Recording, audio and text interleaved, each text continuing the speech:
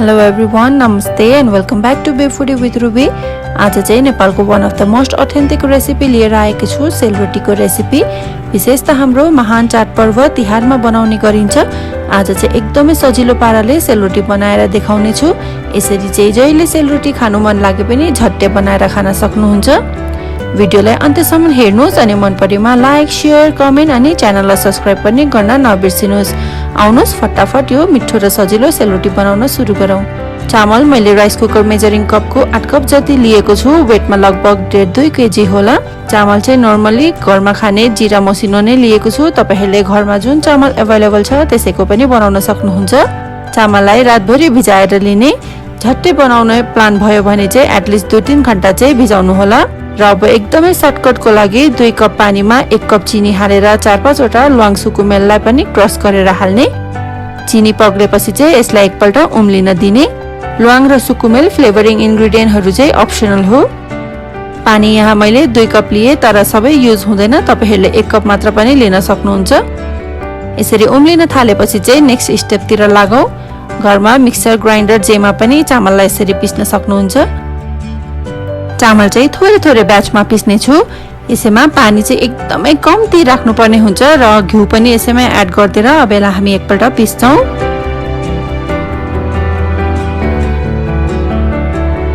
Mixing बोलमा खनाउने। हेर्नुस् त हामीले यसलाई फाइन पेस्ट चाहिँ बनाउनु हुँदैन, यतिको हल्का खस्रो नै राख्नुपर्छ। यसरी खस्रो राख्दाखेरि चाहिँ पछि हाम्रो सेल रोटी मज्जाको काँडेदार हुन्छ। अघिको फर्स्ट ब्याचको मिक्सचर हल्का पातलो भएको थियो, अहिलेको ब्याचमा चाहिँ अझ कम्ती पानी राखेर पिसेको छु। चामल पिसिसकेपछि यसमा अब अरु फ्लेभरिङ इन्ग्रेडिएन्टहरु राख्दै छु। थोरै दालचिनीको धुलो, थोरै पानजिरा, थोरै खाने सोडा पनि राख्ने। यो हामीले इन्स्ट्यान्ट सेल रोटी बनाउँदै छौं, त्यसैले यो सोडा राख्नु चाहिँ आवश्यकता हुन्छ। सेल रोटीको ओरिजिनल रेसिपीमा चाहिँ सोडा हाल्नु पर्छ भन्ने जरुरी हुँदैन, किनकि त्यो मेथडमा चाहिँ पिठोलाई निकै बेरसम्म मज्जाले मार्ने प्रोसेस हुन्छ, जसले गर्दा सेल रोटी आफै मज्जाको फुलिन्छ। अरु बेला यही समयमा म थोरै सुकेको नरिवललाई पनि कोरेसोमा खुर्केर हाल्ने गर्थे। आज मेरो किचनमा नरिवल सकिएको छ। पानजिरा र नरिवलले चाहिँ सेल रोटीको स्वाद एकदमै मिठो बनाउँछ, तर यसलाई चाहिँ एकदमै कम्ती हाल्नुपर्छ। धेरै हाल्दाखेरि सेल रोटी फाट्ने रिस्क हुन्छ। सबैलाई 6-7 मिनेटसम्म मज्जाले मिक्स गर्ने। यसको कन्सिस्टेन्सी चाहिँ न धेरै बाक्लो न धेरै पातलो, जस्ट यस्तो सरल झर्ने कन्सिस्टेन्सीको बनाउनु पर्छ। मेरो ब्याटर अहिले हल्का पातलो भएको छ, तर 10-15 मिनेट यसलाई रेस्टमा दिँदाखेरि यो राइट कन्सिस्टेन्सीमा आउँछ। ट्रेडिसनली चाहिँ सेल रोटीको ब्याटर हातले घुमाएर तेलमा हालिन्छ। मलाई चाहिँ यसरी बोतल युज गर्ने अल्टरनेटिभ सजिलो लाग्छ। मैले कोकको बोतललाई काटेर युज गर्छु। हुन त मार्केटमा यस्तो सेल रोटी हाल्ने मेसिन पनि सजिलै पाइन्छ, तर यो घरेलु जुगाड पनि एकदमै बेस्ट आइडिया छ। सेल रोटी पकाउन भाँडाको जुगाड चाहिँ मैले यस्तो कडाई युज गर्छु। ट्रेडिसनली चाहिँ हेभी बटम वाला आइरन प्यान या कडाईमा बनाइन्छ। जुनै भाँडा लिनु भए पनि बाक्लो र गहिरो पिट भएको पर्फेक्ट हुन्छ। कडाईमा घिउ राख्दै छु। तपाईले तेलमा पनि बनाउन सक्नुहुन्छ। तेलमा बनाउने हो भने चाहिँ रिफाइन तेल नै लिनु होला। र अब पर्फेक्ट गोलो सेल रोटी बनाउने ट्रिकको लागि चाहिँ यहाँ मैले काँचको भारी बटुका राखे। तपाईहरुले यस्तो भारी दियो पनि राख्न सक्नुहुन्छ।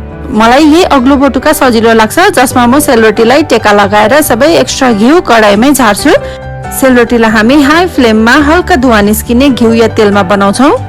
घिउ मज्जाले तातिएपछि ब्याटर भर्नतिर लागौं। तपाईले चाहिँ यस्तो फनेलले पनि यो प्रोसेस गर्न सक्नुहुन्छ। पहिला त ब्याटरलाई एकपल्ट मज्जाले मिक्स गरिदिनुस्। भर्दाखेरि चाहिँ 2 औँलामा बोतलको मुख यसरी छोप्ने र औँलामा बोतल टेका लगाएर चाहिँ चाहिदो ब्याटर हाल्नुस्। त्यसपछि चाहिँ नआत्तिकन बिस्तारै कडाईमा घुमाइदिनुस्।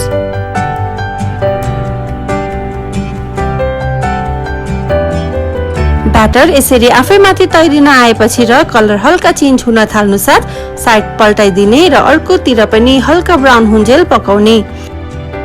अर्को साइड पनि हल्का रातो हुन थालेपछि यसरी निकाल्दिने। हेर्नुस् त हाम्रो सेल रोटी कति मज्जाको काँडेदार भएको छ।